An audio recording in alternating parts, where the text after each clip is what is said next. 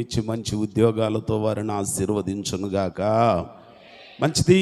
ఈ రోజున దాదాపుగా సోషల్ మీడియాలో మీ అందరూ కొన్ని పోస్టులు చూసి ఉంటారు. ఉదయాన్నే కొంతమంది అయితే అర్ధరాత్రి 12 గంటల 1 సెకండే, నిమిషం కూడా కాదు, 1 సెకండ్కి పెట్టారు. ఏమని పెట్టారు తెలుసా? హ్యాపీ ఏంటది మీకు భలే తెలిసేటువంటి happy father's day. Happy father's day అంటే తండ్రులకి సంతోషము, శుభాకాంక్షలు. ఎవరు చెప్తారు?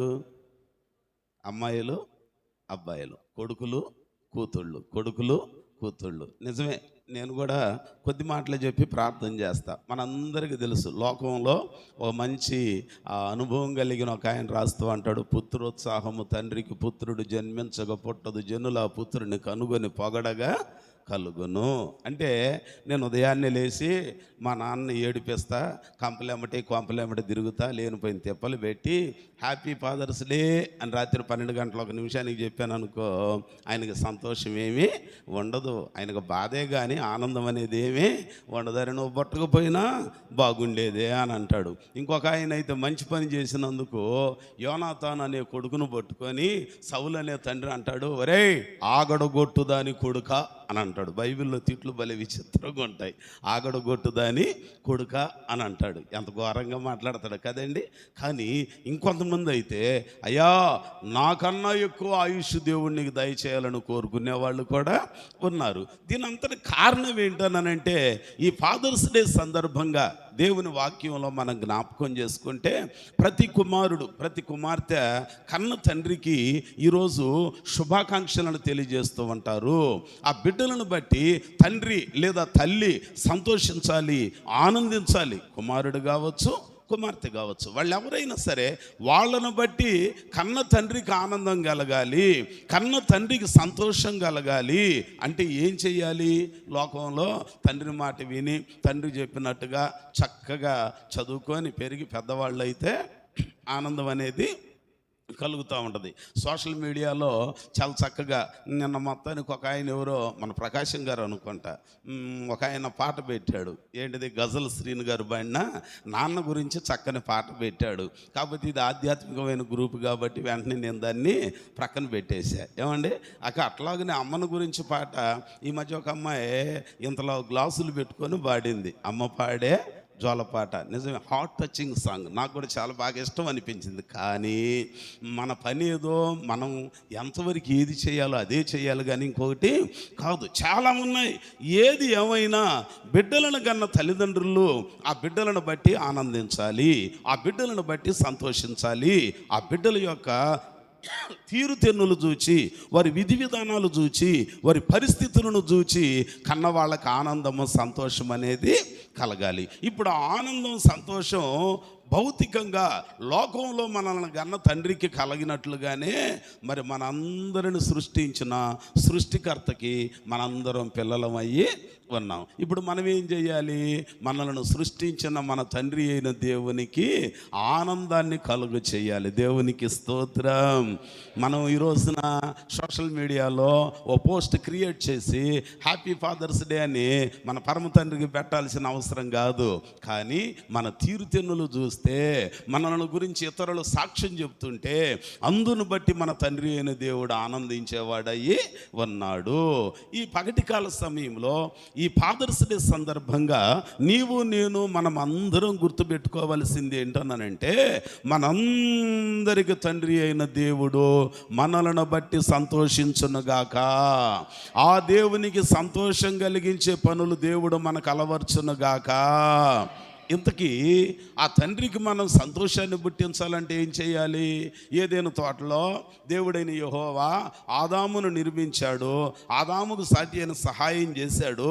అంతా అయిపోయిన తర్వాత ఆదాము తండ్రి అయిన దేవుని చిత్తాన్ని నెరవేర్చకుండా తండ్రికి బాధని కలిగించాడు. అయితే మనం ఎట్లాగున ఉండాలట?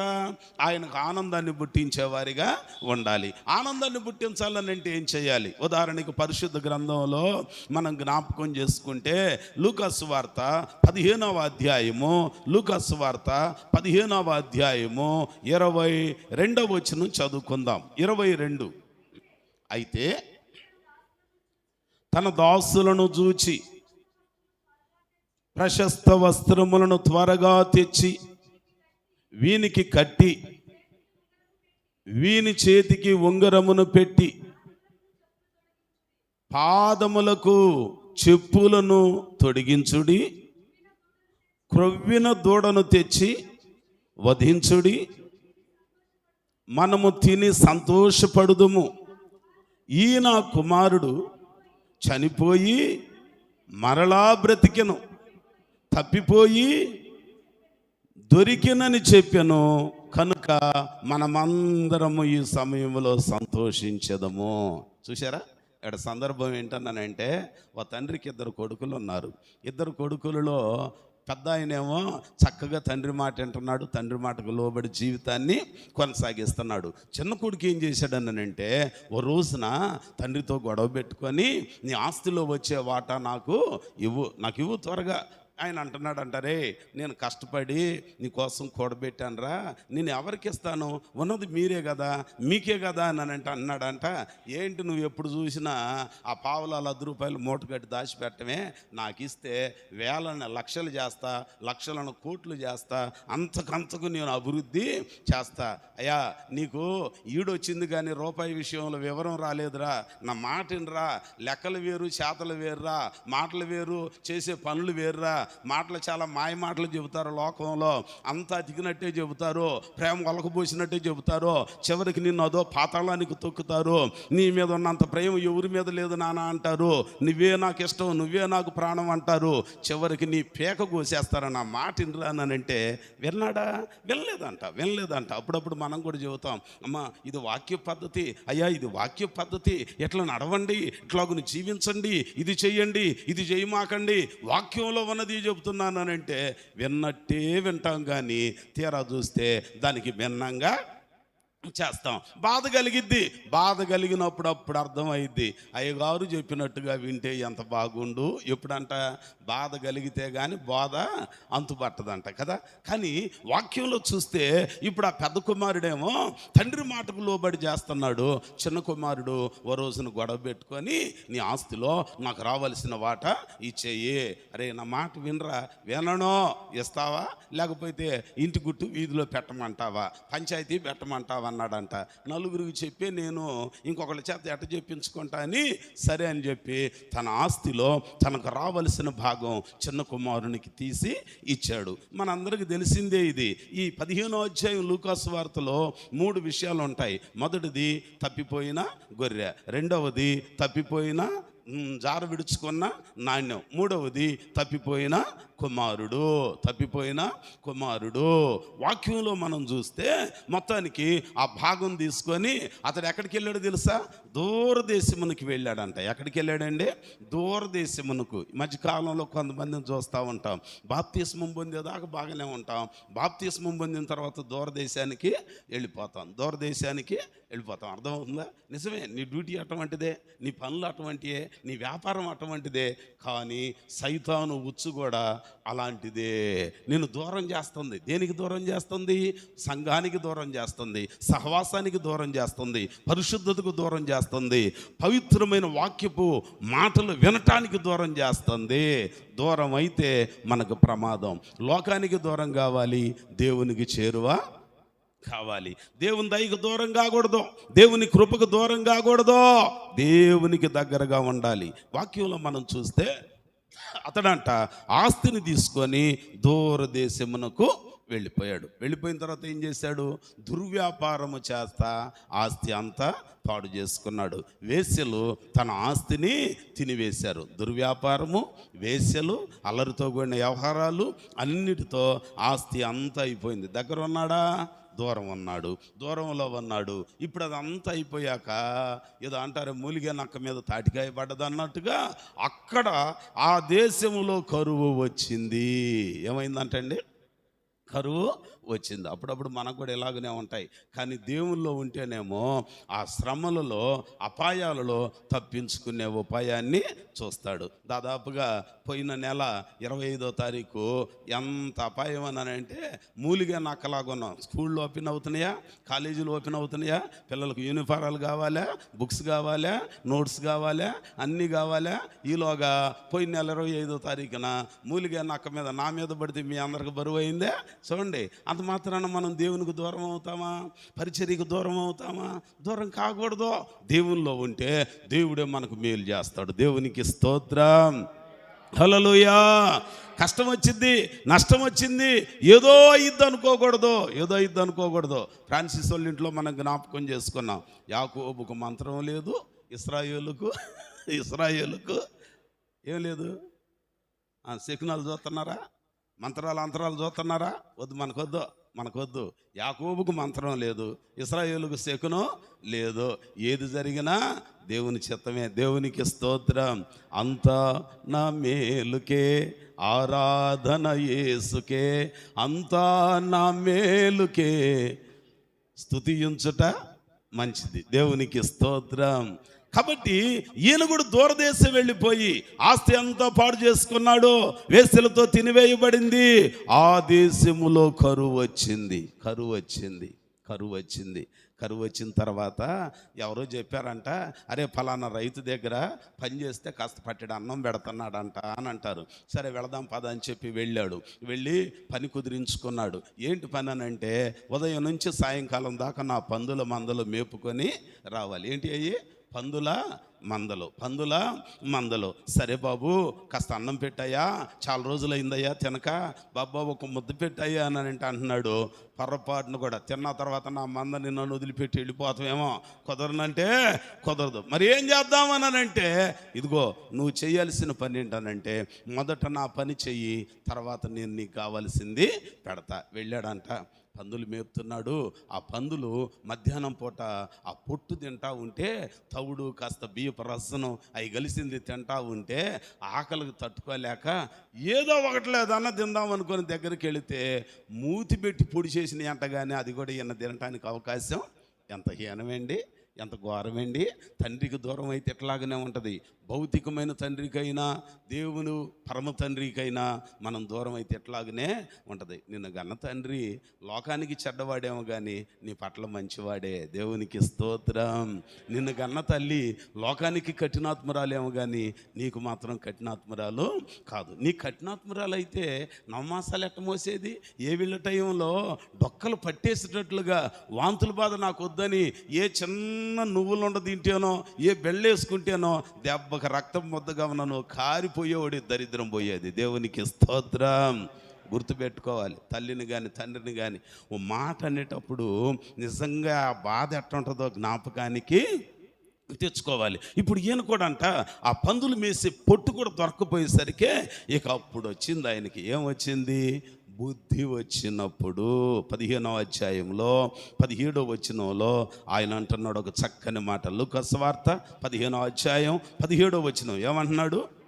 అయితే బుద్ధి వచ్చినప్పుడు వాడు, నా తండ్రి యొద్ద ఎంతోమంది కూలివాండ్రున్నారు, వారికి ముప్పోట తినటానికి సమృద్ధిగా తిండి ఉంటుంది, నాకేలా ఈ గతి పట్టింది అనుకొని ఇంకొక మాట 18లో అనుకుంటున్నాడు, ఆయన కూలివారుల్లో ఒకనిగా ఎటు కుమారునిగా ఉండటానికి నాకు యోగ్యత లేదు, కూలివాళ్ళలో ఒకరిగా పెట్టుకోమని అడుగుదామని అనుకున్నాడంట. అనుకొని తిరిగి వచ్చాడు. చూసారా, ఎప్పుడైతే ఆ కుమారుడు తిరిగి వచ్చాడో అప్పుడు తండ్రికి ఏం కలిగిందంట? ఏం కలిగింది అంటే, ఇప్పుడు మనం కూడా పాపంలో నుంచి, శాపంలో నుంచి, త్రాగుళ్ళలో నుంచి, అబద్ధాల కోరి జీవితంలో నుంచి, మోసాలలో నుంచి, కక్షలలో నుంచి, క్రోధంలో నుంచి, అనేకమైన చీకటి కార్యాలలో నుంచి, అహము గర్వం అనే వాటిలో నుంచి బయటికి వచ్చి ఎవరి దగ్గరికి రావాలి? దేవుని దగ్గరికి రావాలి. అయ్యా, గర్వం నన్ను గడ్డి మేయించిందయ్యా, అహం నన్ను అగచాట్ల పాలు చేసిందయ్యా, అయ్యా నాకున్న ఆవేశం అగచాట్ల పాలు చేసిందయ్యా, నీవు తప్ప నాకు ఇంకొక దిక్కు లేదయ్యా అయ్యా నీవే నా దిక్కయ్యా, నాకు మేలు చెయ్యయ్యా అని చెప్పి ఆయన దగ్గరికి మనము రావాలి. అప్పుడు పరమ తండ్రి ఏమవుతాడు? సంతోషిస్తాడు. దేవునికి స్తోత్రం. మరి పగటికాల సమయంలో దేవుని మాటలు వింటున్న నీవు నేను మనమందరం పరమ తండ్రిని సంతోష పెట్టాలి అని అంటే తప్పిపోయిన వాళ్ళమే. కొంతమంది త్రాగుడుతో, ఇంకొంతమంది అబద్ధాలతో, ఇంకొక దానితో తప్పిపోయాం. ప్రార్థనకు దూరం అవుతున్నాం. ఇంకొంతమంది ప్రార్థనకు వచ్చి కూడా తప్పిపోతున్నారు. ఇంకొంతమంది మారు మనసు పొంది కూడా తప్పిపోతున్నారు. తప్పిపోయి ఆయనకు బాధ కలిగించావేమో. ఇదిగో ఇదే మిక్కిలి అనుకూలమైన సమయం. నేడే రక్షణ దినం. తప్పిపోయి బాధలకు అప్పగించబడుతున్నాం, తప్పిపోయి కష్టాలకు అప్పగించబడుతున్నాం, తండ్రికి ఎదురు తిరిగి అనేకమైన సమస్యలు ఎదుర్కొంటున్నాం. అందుకే ఈరోజు దేవుడు అంటున్నాడు, ఈ ఫాదర్స్ డే సందర్భంగా మనము పరమ తండ్రి యొద్దకు తిరిగి వచ్చే బుద్ధి దేవుడు దయచేయునుగాక. దగ్గరికి వద్దాం. ఇంకెంతకాలం బయట ఉందాం, ఇంకెంతకాలం దూరంగా ఉందాం. నాకున్న త్రాగుడు మానుకొని వస్తా, నాకున్న బీడీలు సిగరెట్లు మానుకొని వస్తా, నాకున్న అబద్ధాలు మానుకొని వస్తా, మావిడ వచ్చినట్టు నేను అట్లా రానండే, నేను మసిపూసి మారేడుగా చేయనండే, నేను నిక్కచ్చిగా మారే వస్తానండి అన్నానంటే పాడు చేసుకోవటం నీ చేత అవుతుంది, కానీ మారటం నీ చేత దీన్ని కడుపులో జబ్బు తెచ్చుకోవటం, వాంతులు విరోచనాలు తెచ్చుకోవటం మన చేత ఇది. కానీ తగ్గించుకోవాలంటే ఎవరి దగ్గరికి వెళ్ళాలి? మళ్ళీ తిరుపతిరావు గారిని పట్టుకోవాలి. ఏసు రక్తమే జయం. స్తోత్రం చెప్పరే, అవునా కాదా? ఒకసారి ప్రాక్టీస్ చేసి చూడండి. ఏది పడితే తినండి. ఒకసారి మాకు ఎట్టగిన సభలకు వెళుతుంటే నేను దైవజనులు కలపాల అబ్రాం గారు మేమున్నాం. మాతో పాటు మాకు కలపాల అబ్రాం గారికి బంధువులు పిల్లోడే ఉన్న నెక్సన్ అని ఒకడు ఉన్నాడు, కలపాల నెక్సన్ అని. ఆ పిల్లోడు పెళ్లి కాల, మంచి కుర్రోడు, మన షింటూ నరేష్ లాగా ఉండేవాడు అనమాట. కారు దోలుతూ ఉంటాడు. సరే వెళ్ళిన తర్వాత అభిమానంతో ఏం చేస్తారనంటే ఒక ఆమె థమ్సప్ తెచ్చింది. సభలంటే వేసవికాలమే కదా. ఇంకొక ఆమె కాసేపటికి మధ్యలో కాస్త అల్లం మొక్కలు, కొత్తిమీర, పచ్చిమిరపకాయ 2 అట్ట నలుపుకొని తీసుకొచ్చి ఇచ్చింది. బాగున్నాయి, తాగాం. తాగిన తర్వాత మళ్ళీ వెంటనే ఇంకొక ఆమె ఏం తెచ్చిందనంటే స్ప్రైట్ బాటిల్ తీసుకొచ్చింది. నాకు తెలుసు నా పరిస్థితి, అసలే నిద్ర ఉండదు, వేడి చేసిద్ది, ఇది ఒకటి పోద్ది, ఇది పోయినా పర్వాలా, ఎట్టగట్ట ఊనుకొని మాట్లాడవచ్చు. కానీ వాంతులు విరోచనాలు అయినాయి అనుకోండి, ఇంకేం లేదు, మామూలుగా ఉండదు మన వ్యవహారం కదండి. అందుకని ఏ వడదెబ్బ తగిలిన కొత్తిమీర కాళ్ళగా అయిపోతాం. రోజు మీటింగులు ఉంటాయి. అందుకని అన్న ఏం వచ్చినా చిరునవ్వుతో నాకు వద్దమ్మా, ఇంకోసారి తాగుతాలే, ఏదో ఒకటే తీసుకుంటా. నా పక్కన ఉన్న పెళ్లి కావాల్సిన కుర్రాడుగా అన్నిటికీ అటు భయపడతావేంటన్నా, నీకు షుగర్ లేదు, బీపీ లేదు, ఎందుకు అటు భయపడతావు? ఇటు ఇవ్వని థమ్సప్ పావంతు పోసుకున్నాడు, ఇంకొక పావంతు స్ప్రైట్ పోసాడు, ఇంకొక అరవంతు మజ్జిగ కలిపాడు. మొత్తం కలిపింది జాలక నిమ్మకాయ ఒకటి పిండాడు, నిమ్మకాయ పిండింది జాలక పంచదార కలిపాడు. స్పూన్తో తిప్పుతున్నాడు. అరే బండి దోలాలరా, నా మాటనరా. నేను అసలు మామూలు దాగనిచ్చేవాడిని కాదు. ఏదైనా చెబితే విన్నప్పుడు తగిలితే నాకు అర్థమయ్యేది.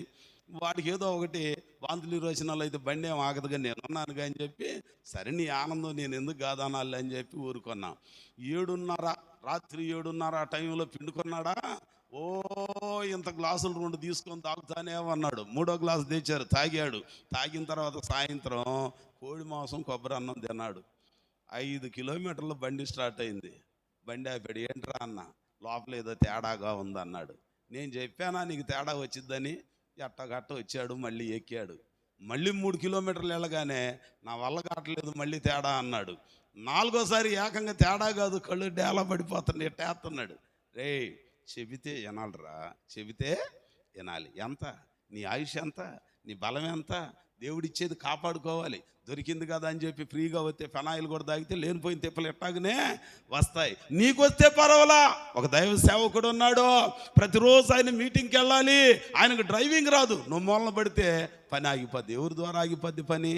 నీ ద్వారానే ఆగిపోద్ది. అభ్యంతరములు రాకమానవు, కానీ అవి ఎవని వలన వచ్చున్నావు వానికి శ్రమ అని.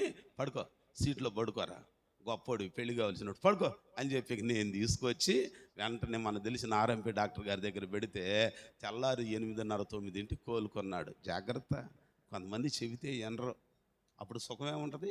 అందుబాటులో డాక్టర్ గారు లేరనుకోండి, ఇక ఏమైనా కావచ్చు. అందుకే తిరిగి రావాలి, దేవుని దగ్గరికి రావాలి, ప్రభు తట్టునకు తిరగాలి.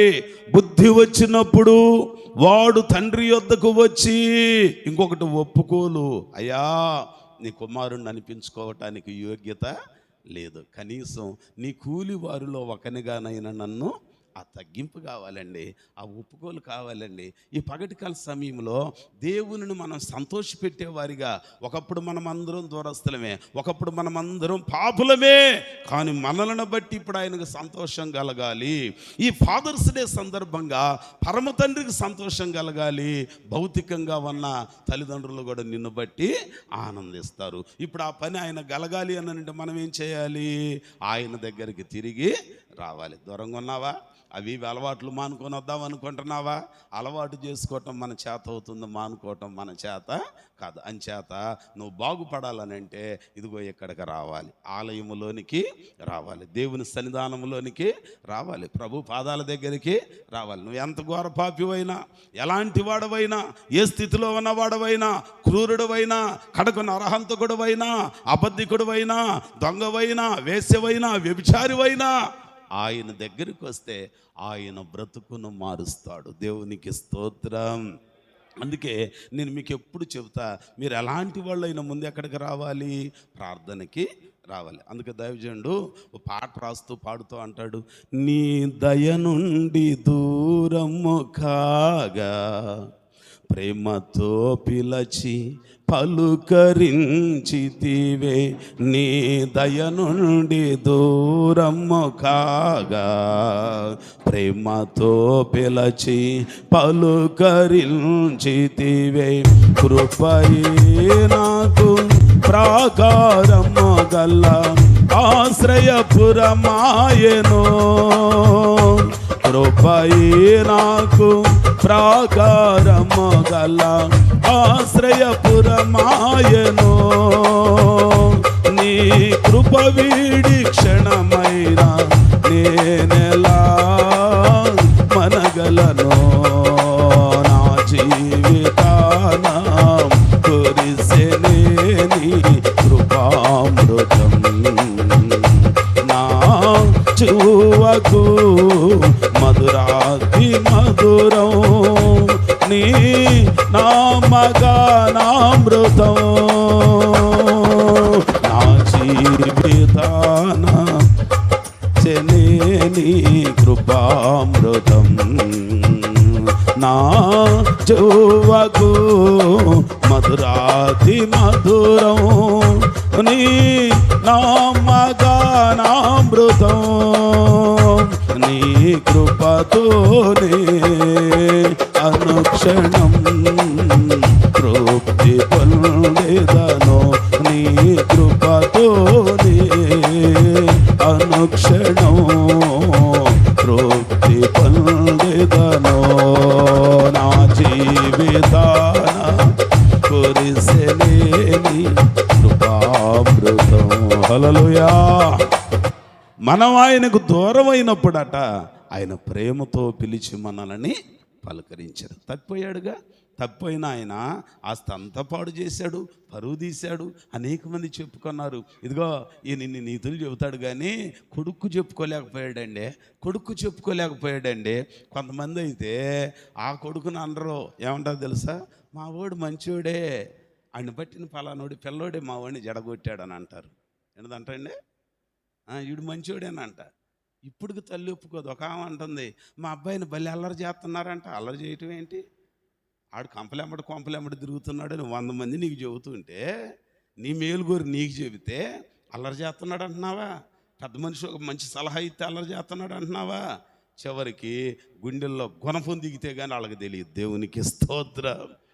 వాక్యం అంటుంది. అందుకే ఇదిగో అయ్యా బుద్ధి వచ్చినప్పుడంట ఆయన దగ్గరికి వెళ్ళి, అయ్యా నీ కొడుకును అనిపించుకోవటానికి నాకు యోగ్యత, కనీసం కూలి వారిలో ఒకనిగా పెట్టుకొని అడుగుదాం అనుకున్నాడు ఏమన్నా ఆగాడా? కొంతమంది అనుకుంటారు, రారు, వాళ్ళకి ఈగో అడ్డం వచ్చింది. ఏంటిదంటే అది చాలా అహం. ఎంత కాదని నేను కొడుకుని కాదేంటి, పెద్దోడుగా, నాకంటూ బుద్ధి లేదు, తొందరపాటు, అన్నీ అయిపోయినాడుగా, ఆయన పిలవచ్చుగా దగ్గరికి. నువ్వు రావచ్చుగా, ఉన్నప్పుడు మిడిచిపడ్డావు, అన్నీ అయిపోయిందిగా, తిరిగి రావాలిగా, బుద్ధి వచ్చిందిగా. ఆయన అంటున్నాడంట, బుద్ధి వచ్చినప్పుడు నా తండ్రి యొద్దకు వెళదాము అనుకొని ఆలస్యం చేయలా. జక్కయ్య అంట మేడి చెట్టు ఎక్కి కూర్చున్నాడు.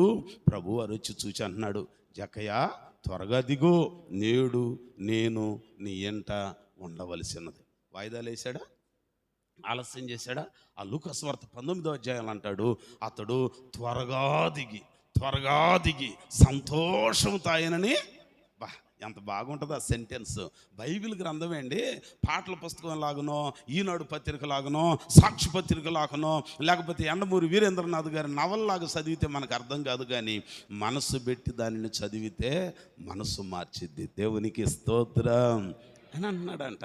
అతడు త్వరగా దిగి సంతోషంతో ఆయనని చేర్చుకున్నాం. మన వారం చూసాం, నీవు చూపిన బుద్ధి విషయమై యెహోవా నీకు ఆశీర్వాదం కలుగు చేయనుగాక. ఏంటది? ఆమె దావీదు ఎదురు పడగానే తన గాడిద మీద నుంచి త్వరగా దిగి. ఆలస్యం చేయకూడదు, దేవుని దగ్గర రావటానికి ఆలస్యం చేయకూడదు. ఇంకెంతకాలం దేవునికి దూరంగా ఉందాం? ఇంకెంతకాలం కష్టాలమయమైపోదాం? ఇంకెంతకాలం బ్రతుకును భారం చేసుకుందాం? కష్టం మీద కష్టం, శ్రమ మీద శ్రమ, నష్టం మీద నష్టం, అన్ని ఇబ్బందులే, అన్ని కష్టాలే. బయట ఎంతకాలం అంటావు? అయితే బయట ఉన్నోళ్ళు అనుకోవచ్చు, ఆ ప్రార్థనకి వెళ్ళి మీకు లేవు ఆ కష్టాలు అనంటే, నేనంట ఆ వాక్యంలో మనం చూస్తే మార్క్స్ వార్తలో 4వ అధ్యాయంలో ఆయనను ఉన్న పళాన ఒక దోణిలో ఆయనను తీసుకొని వెళుతున్నారంట. ఈలోగా దోణి అమరం మీద ఆయన తలగడ మీద తలవాల్చుకొని నిద్రపోతున్నాడు. అయితే సముద్రంలో పెద్ద తుఫాను రేగి గాలి అలలు నావ మీద విసిరి కొడతంటే ఆయన లేపారా? వీళ్ళ ప్రయత్నాలు వీళ్ళు చేశారు. అంటే వాళ్ళ ఉద్దేశం ఏంటి? పాస్టర్ గారికి ఇవన్నీ ఏం తెలుసు? పాస్టర్ గారికి తెలుసు ఇవన్నీ. మనకంటే చిన్నప్పటి నుంచి అలలు తెలుసు, వలలు తెలుసు, నాటు పడవలు తెలుసు, మర పడవలు తెలుసు, చేపల్లో రకాలు తెలుసు, చేపలు ఎప్పుడు దొరుకుతాయో బాగా మనకి. కొంతమందికి ఎట్నే ఉండదు. అయ్యగారిది ఏముంది? ఇస్త్రీ బట్ట నలక్కుండా వస్తాడు, నలక్కుండా వెళ్తాడు. ఓహో, నలక్కుండా వస్తామా? నలిగి పరిమళ వాసన అయ్యాకే దేవుడి భాగ్యం ఇచ్చాడు. దేవునికి స్తోత్రం. ఈ రోజుకి టయానికి మైకులు పెట్టేవాళ్ళు ఎవరు లేకపోతే నేనే మైకు పెట్టుకొని, నేనే బాటిల్లో నీళ్ళు తీసుకొని మొహం కడుక్కొని తగిలిచ్చిన చొక్క మళ్ళీ వంటికి వేసుకొని అక్కడ నిల్చొని వాక్యం చెప్పి వచ్చేవాడిని. దేవునికి స్తోత్రం. పరిచర్యకి వెనకాడేది లేనే లేదు, అన్నీ అయిపోయినాయే. వాళ్ళు కూడా అనుకుంటున్నారు యేసయ్యకి ఏం తెలుసు? మనకంటే తెలుసు. ఎట్ట బయటపడాలని చేయాల్సిన ప్రయత్నాలన్నీ చేసి తెరచాపలు ఎత్తారు, దించారు, వలగాల. చివరికి అప్పుడు అంటున్నారంట నిట్టూర్పుగా, ఏమన్నా, బోధకుడా మేము నశించిపోతున్నాం, నీకు చింత? అప్పుడు లేచి గాలిని గద్దించగా సముద్రం నిమ్మళంగా మారిపోయింది, అలలు అణిగిపోయాయి. నావ మీదకు వస్తాయి అలలో, కానీ ఎందుకో ఆ దోణి మునిగిపోలేదు అనంటే యేసు ఆ నావలో ఉన్నాడు.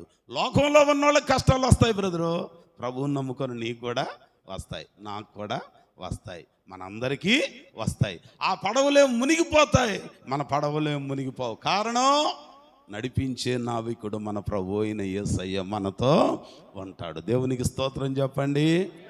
అందుకే ఎప్పుడన్నా నువ్వు ఎక్కడికి వెళ్ళేటప్పుడు, విత్తనాలు వేసేటప్పుడు వెళ్ళినా, దుక్కి దున్నేటప్పుడు వెళ్ళినా, కోతకి వెళ్ళినా, కలుపుకి వెళ్ళినా, కుప్పలు రోపడానికి వెళ్ళినా, ఏ పనికి వెళ్ళినా నువ్వు చేయాల్సిన పని ఏంటి తెలుసా?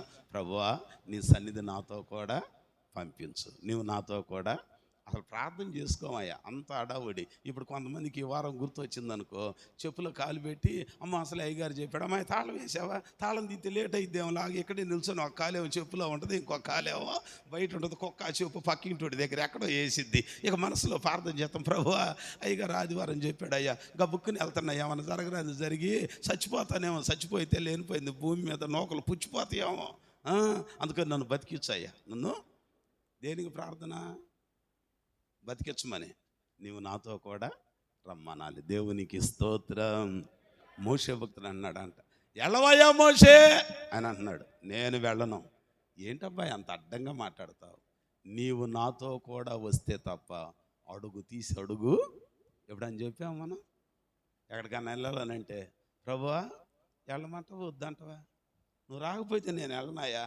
ఆటో వచ్చి ఆరన కొట్టినా, బస్సు వచ్చి బోర ఊదినా కుయ్యం అని ఎవడని చేస్తాం మనం? కానీ పొరపాటును కూడా యేసు రక్తమే చేయండి. దేవునికి స్తోత్రం.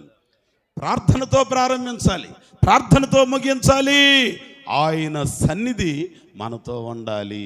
ఆయన సన్నిధి మనతో ఉంటే దేవుడు మనకి మేలు చేస్తాడు. అందుకనే ఆయన అంటున్నాడంట, ఆలస్యం చేయకుండా త్వరగా అనుకొని ఆగిపోలా. నువ్వు ఆగిపోతున్నావేమో, వెళదాంలే మొత్తానికి ఈ వారం అన్న బాగానే చెబుతున్నాడు, నాకు వినపడుతుందిలే, వచ్చే వారం వద్దాం. ఎందుకు వచ్చే వారం దాకా ఎందుకు బాబాయ్? అక్క ఎందుకు వచ్చే వారం దాకా రారాదు? ఎంతసేపు బయట కూర్చుంటావు? ఎంతసేపు ఆ చెట్టు కింద బొమ్మల దగ్గర వాళ్ళలో సూర్యు కింద కూర్చుంటావు? దేవుని దగ్గరికి రావా? మందిరానికి వెళ్ళవా? మనకు అందుబాటులో 2 ఆలయాలు ఉన్నాయి, 2 సేవకులు ఉన్నారు, 3 సేవకులు ఉన్నారు. ఇంకెంతకాలం దూరంగా ఉంటావు? రేపటిదాకా మనం ఉంటామో ఉండమో తెలియనే. నీ జీవం ఏ పాటిది? ఎంతలో కనిపించి అంతలో. ఇదిగో ఇదే మిక్కిలి అనుకూలమైన నేడే రక్షణ దినం. కాబట్టి మనం ఏం చేయాలి? దేవుని దగ్గరికి త్వరగా రావాలి. మన జీవం తాత్కాలికమండి. అందుకని ఆ భక్తుడు అంటాడు, కొంతసేపు కన్నబడి అంతల్లోనే మాయమయ్యే ఆవిరి వంటిదిరా ఈ జీవితం, లోకాన కాదేది శాశ్వతం. కొంతసేపు కన్నబడి అంతలోనే మాయమయ్యే ఆవిరి వంటిదిరా ఈ జీవితం, లోకాన కాదేది శాశ్వతం, లోకాన కాదేది శాశ్వతం. శాశ్వతం ఏదన్నా? ఆలయం శాశ్వతం కాదు, తిరిగే ఫ్యాన్ శాశ్వతం కాదు, మొబైల్ ఫోన్ శాశ్వతం కాదు. 4 ఏళ్ల క్రితం కొన్న ఫోను 30,000 పెట్టి కొన్నా, కొట్టిందే కొట్టుడు లైవ్కి. అరగంట ఛార్జింగ్ తీసేస్తే 15 గంటలు ఆగిపోద్ది. దేవునికి స్తోత్రం. ఏది శాశ్వతం కాదు. అమ్మేటప్పుడు కొనేటప్పుడు చెబుతాడు, 3 రోజులు వస్తేనే చూడండి అన్నాడు. 3 రోజులు వచ్చింది, కొన్న 3 నెలల్లో ఏమో, తర్వాత వచ్చిద్దే. నీ తెల్ల సొక్క నల్లగా అయితే నన్ను అడుగు, మిల్క్ వైట్ అని అంటాడు. మన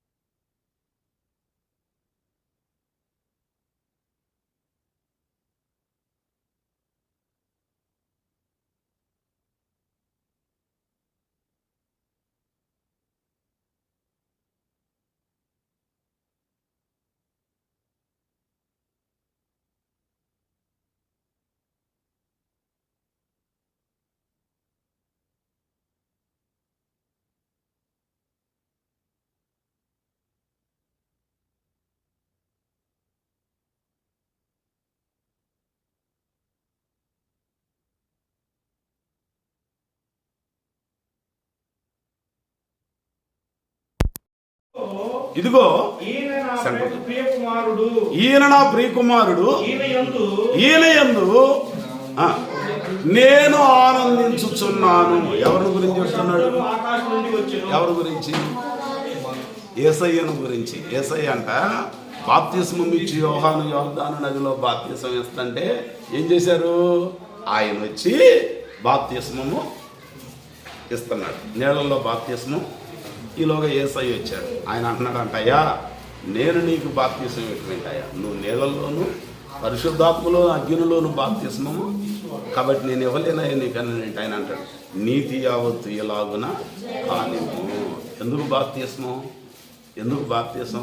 కొంతమందికి బాప్తిసం ఎందుకనంటే పెళ్ళికో పేరంటానికో కాదు, నువ్వు పాపివని తెలుసుకోవాలి. తెలుసుకున్న పాపాన్ని ఒప్పుకొని విడిచిపెట్టింది క్షమించబడు నిమిత్తం సాటును తీసుకోవటం కాదు, అందరి ముందు అంటే సాక్ష్యం వీళ్ళందరూ.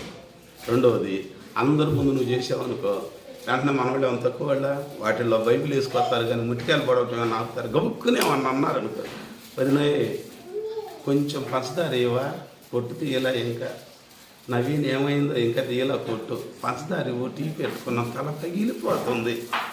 పంచదార అడిగితే మీ ఇంట్లో ఉన్నది ఇద్దరే. ఆమె ఏం చేసిందని అంటే నువ్వు తెచ్చిన టీ గ్లాసుల సగానికి కూడా ఇవ్వకుండా 3 స్పూన్లు ఇచ్చింది. ఇద్దరు 2 స్పూన్లు చాలు. ఏమంటావు?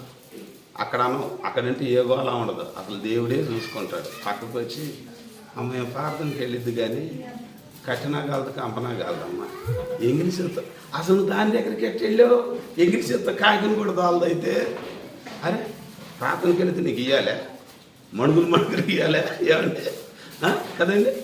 ఎందుకు ఇది అన్నానంటే రేపు వెంటనే ముచ్చిగా పడుస్తాను. నువ్వేమని చెప్తే బాప్తిసం తీసుకున్నావు కావాలే మాట్లాడవచ్చు ఎట్ట అనగానే ఏం చేస్తావు? నీకు భయం వచ్చి రెండోసారి జాగ్రత్తగా. అందుకే అందరి ముందు బాప్తిసం ఇవ్వాలి. స్తోత్రం చెప్పండి. అవునా కాదా? రావటం ఒక ఎత్తు, వచ్చిన తర్వాత పని జరగటం. కొంతమంది అసలు రావటమే పాత్రలు వేసేస్తారు. ప్రైజ్ ది లార్డ్, హల్లెలూయా. ఒక మాట మీకు జ్ఞాపకం చేయనా? మొన్న సోమవారం మంగళవారం మొత్తానికి గుడివాళ్ళ ఒక పాస్టర్ గారు, అక్కడ ఉన్న ఎమ్మెల్యే రాము గారికి మంచిగా పనిచేసిన ఆయన, షింటది పెట్టినాము, మంచిగా పనిచేసిన ఆయన ఏం చేశాడనంటే జగ్గైపేట ఎమ్మెల్యే గారితో పని ఉందండి అన్నాడు. ఏం పనో చెప్పలా.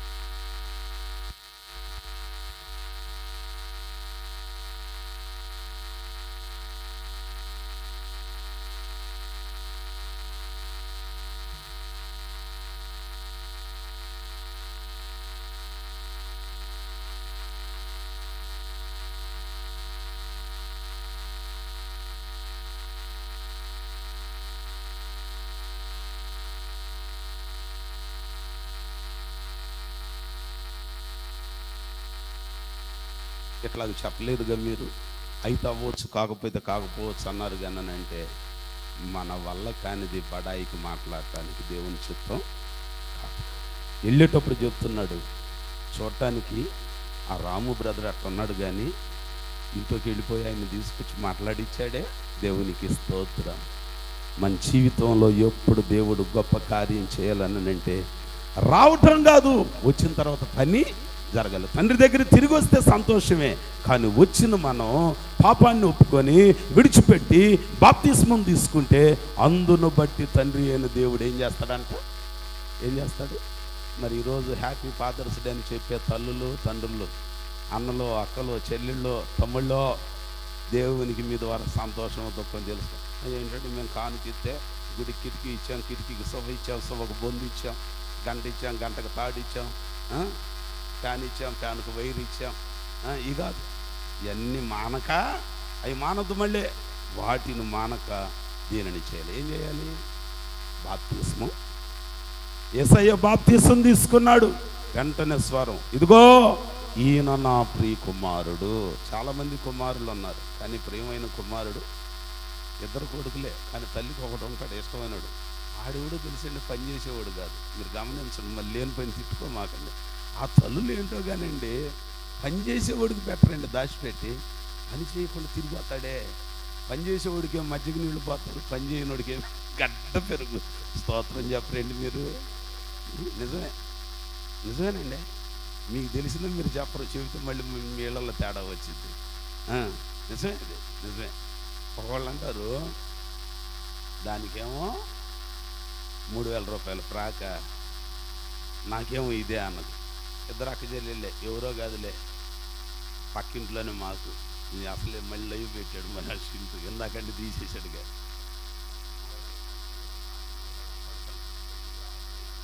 దేవునికి స్తోత్రం.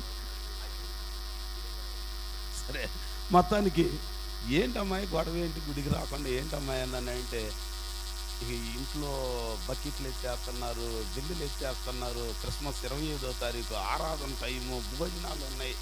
ఎప్పుడు 12కి అయిపోయేది 11:30 ఆమెనంటే వాళ్ళు సర్దుబాటు చేసుకుంటారు, లేకపోతే ఈస్టర్ రోజు నాకు గుర్తుపెట్టి సిలివేస్తారు. నా బాధ నాది. ఏంటమ్మాయి రావట్లేదు అన్నానంటే, చెప్పుకోని పిల్లలకి అని ఇసిరేస్తుంది. ఆ ఊరిలో ఇదేంటి ఏం కూడా ఇసిరేస్తుంది అని చెప్పి ఏమైందని అంటే మెల్లిగా చెప్పింది. అది ఏమీ లేదు, ప్రాక్ కోసం కూడా. ఏంటమ్మా అంటే దానికి 3200 ప్రాక్ అంట. మరి నీకెందుకు, నీకేమంటానంటే 2995 రూపాయలు అంట ఈ అమ్మాయి. 2995 రూపాయలు. ఎంత ఎక్కువైంది ఆ అమ్మాయికి?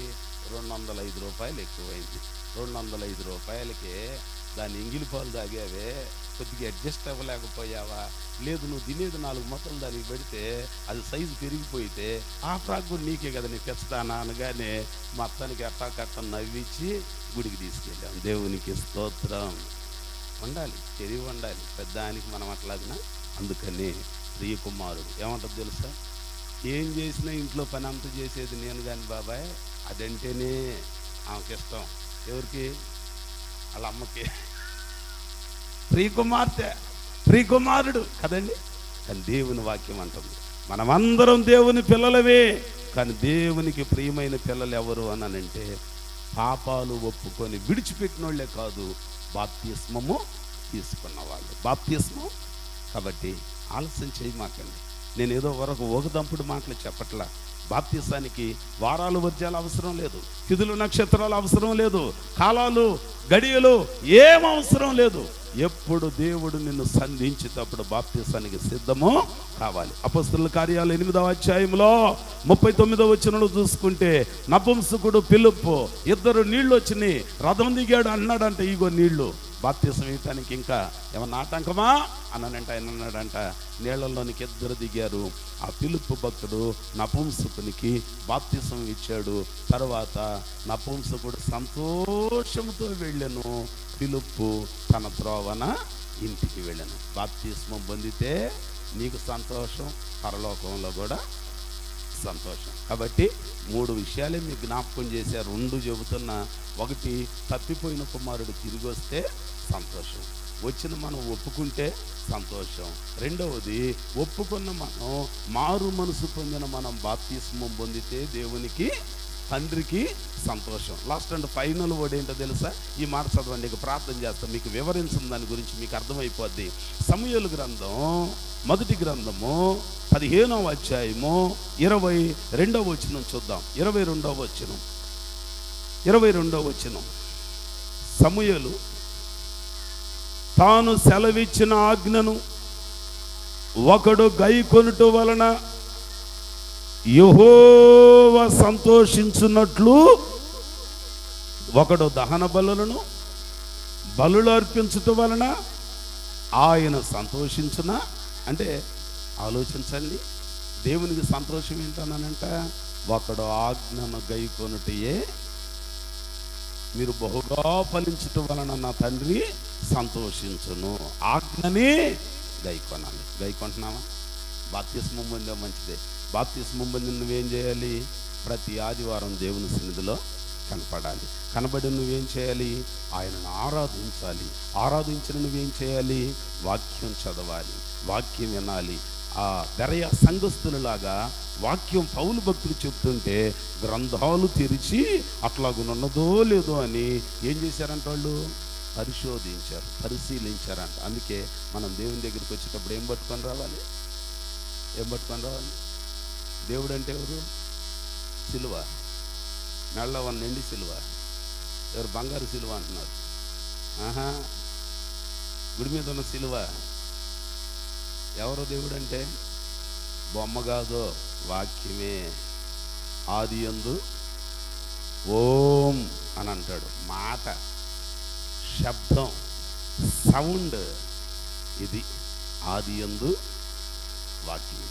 వాక్యమే, ఆ వాక్యమే శరీరధారి అయి కృపా సత్య సంపూర్ణుడుగా మన మధ్యలో. అందుకే నా కారు మీద కానీ ఇంకో దాని మీద యేసయ్య బొమ్మ ఎప్పుడు ఊహాచిత్రమే అది. లేకపోతే ఇక్కడ ఏపీ మీ అందరూ దానికి దండం పెట్టి నెంపలు వేసుకొని నాకు కూడా ముట్టికాయ పడవరు. దేవునికి స్తోత్రం. ఆత్మ, దేవుడు ఆత్మ గనుక ఆయనను ఆరాధించువారు ఆత్మతోను సత్యముతోను. 4:24 యోహాను సువార్త కదా. ఆత్మ కనపడిద్ది. గాలి కనపడిద్ది. గాలి మీకు కొంచెం తబ్బు కొందరు రెండమ్మా అసలు రోహిణి కార్తె పడగాలి తోలుతుంది, కనపడదు, కానీ దానికి పేరు పెట్టావు. అబ్బా కట్టి బయట వచ్చి కూరుతాం, చల్లటి గాలి, ఐరు గాలి తగులుతుంది, రండి చల్లగా ఉంది అంటే తాకిడిని బట్టి నీవు. కాబట్టి ఒకని ప్రవర్తన వాక్యానుసారంగా ఉందో లేదో దానిని బట్టి మనకి అన్నాడు. ఒకడు ఆజ్ఞలను గైకొనుట వలన తండ్రికి. మరి ఆజ్ఞ గైకొంటున్నావా? ఆదివారం ఫంక్షన్లకు వెళ్తున్నావా? దేవుని సన్నిధిని మానేస్తున్నావా? అటు ఇటు టూర్లు వేస్తున్నావా? కొద్ది ఘాటుగానే ఉంటుంది మాట. ఘాటైన తప్పదు. ఘాటైన కారం లేకపోతే కూరకు రుచి ఉండదు. రుచి ఉండాలి. ఆదివారం మనం తప్పక ఎక్కడ కనపడాలి? స్తోత్రం చెప్పండి. వచ్చే మనం ఏమట్టుకొని రావాలి? వాక్యంతో. నాకు చదువు రాదుగా, అందుకే నేను ఊగిలాడుతా వస్తానంటే గ్రంథం చేతిలో ఉండాలి. స్తోత్రం, హల్లెలూయా. కాబట్టి ఈ పగటి కాల సమయంలో బైబిల్ గ్రంథం మనకు చెప్తున్నమాట, ఆజ్ఞలని ఆజ్ఞలని ఆదివారం ఆయన సన్నిధిలో కనపడాలి. నీ రాబడి అంతటిలో ప్రథమ ఫలమును 10వ భాగమును ఎవరికి ఇవ్వాలి? దేవుని సన్నిధానంలోనికి. అందుకనే మలాకి 3:10 అంటాడు, నా మందిరములో ఆహారం ఉండునట్లు వీటిని మనిషికి ఇస్తున్నావు అనుకుంటే నీకు మేలు. ఎవరికి ఇస్తున్నావు అనుకోవాలట? ఎవరికి? చెప్పండి ఎవరికి? ఈ మధ్య కొంతమంది అన్నారు, నేనే ఇచ్చా, నేనే పెట్టా, నేనే చూసా. తప్పు. దేవునికి ఇచ్చా అనుకుంటే దేవుడు నీకు రెట్టింపు ప్రతిఫలం ఇస్తాడు. నేను మనిషికి ఇచ్చాను అనుకుంటే మాత్రం నీకు పెట్టిందంత బూడిదలో పోసిన పన్నీరే. దేవునికి స్తోత్రం.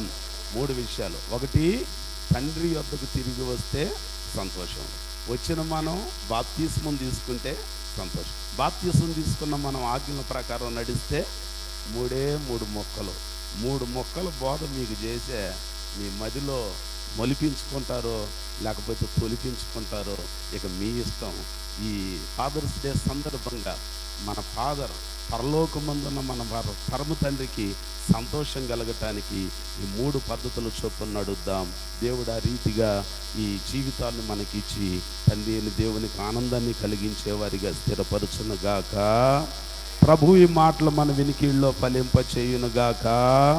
ప్రార్థన చేసుకుందాం. అందరం ప్రార్థనలో ఏకీభవించుదాం. ఇదే మిక్కిలి అనుకూలమైన సమయం. దేవుని సన్నిధానంలో ఉన్న నీవు నేను మనమందరం మన జీవితాలని మన బ్రతుకులని పరిశీలించుకుందాం, పరీక్షించుకుందాం. అందరం ప్రభు సన్నిధిలో ఒక చిన్న ప్రార్థన చేసుకుందామా? అందరం తలలు వంచుదామా? ప్రభు పాదాల దగ్గరికి చేరిన మనం నిండు మనసుతో మార్పు లేని వాళ్ళు మార్పు కోసం ప్రార్థన చేద్దాం. మారిన వాళ్ళం బాప్తిస్మం కోసం ప్రార్థన చేద్దాం. బాప్తిస్మం తీసుకున్న వాళ్ళం ఆజ్ఞల ప్రకారం నడవటం కొరకు ప్రార్థన చేద్దాం. స్తోత్రం, స్తోత్రం, స్తోత్రం.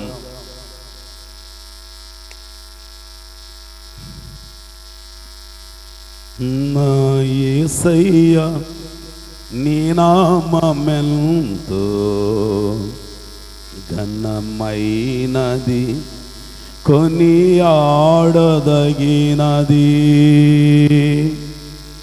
నా యేసయ్యా నీ నామమెంతో ఘనమైనది, కొనియాడదగినది. కృపయేనా ఆత్మీయ కరలు సమృద్ధిగా తీర్చెను. కృపయేనా ఆత్మీయ కరలు సమృద్ధిగా తీర్చెను. నీ మాదైశ్వర్యము ఎన్నటికీ తరగనిది. నా జీవితాన కురిసెనేని కృపామృతం. నా జీవకు మధురాతి మధురం నీ నామగానామృతం. నా జీవిత అందరం అమృతం.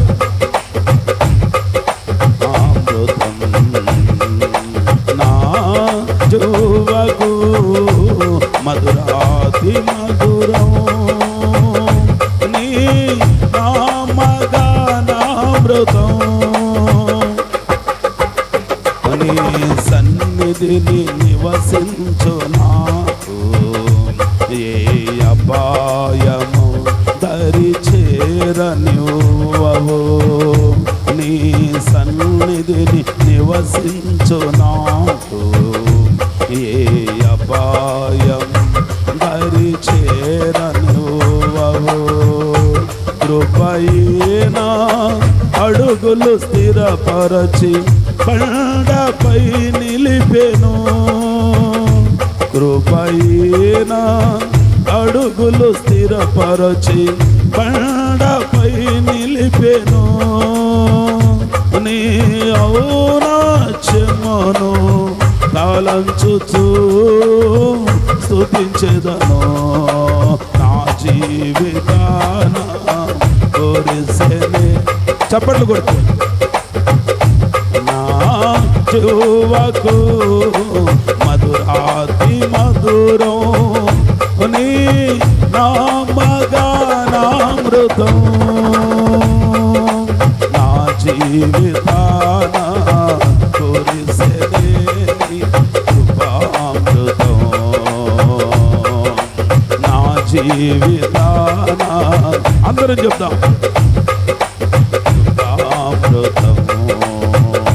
నీ దయ నుండి దూరము కాగా ప్రేమతో పిలచి పలుకరించితివి. నీ దయ నుండి దూరము కాగా ప్రేమతో పిలచి పలుకరించితివి. కృపయే నాకు ప్రాకారము గల ఆశ్రయపురమాయెను. కృపయే నాకు ప్రాకారము గల ఆశ్రయపురమాయెను. నీ కృప వీడి క్షణమైన నేనెలా మనగలను నా జీవితాన కురిసెలేని కృపామృతం నా జీవకు మధురాతి మధురం నీ నామగానామృతం నా జీవితాన కురిసెలేని అందరం ఓ నా జీవితాన కురిసెలేని మరలా నా జీవితాన కురిసెలేని కృపామృతం నా జీవకు మధుర నామగానామృతం నా జీవితాన కురిసెలేని నా జీవకు మధురాతి మధురం నీ నామగానామృతం. ప్రార్థన చేస్తుందా ఉదయకాల సమయంలో ప్రభు సన్నిధిలోనికి చేరిన మనం మన జీవితాలు మన బ్రతుకులు పరిశీలించుకుందాం. నిన్ను గన్న తండ్రికి సంతోషం పుట్టించావా? ఒకసారి పరిశీలన చేయి. నిన్ను కన్న తల్లి తండ్రి 9 మాసాలు మోసి తిని తినక ఎన్నో బాధలతో వారం 10 రోజులు కనుపొద్దుల సమయంలో నొప్పులు తీసి మరి నిన్ను కంటే నీవు సంతోషం పుట్టించడానికి బదులుగా దుఃఖాన్ని పుట్టిస్తున్నావా? ఆడబిడ్డలైనా మగబిడ్డలైనా కన్న తండ్రికి కన్న తల్లికి సంతోషం పుట్టించ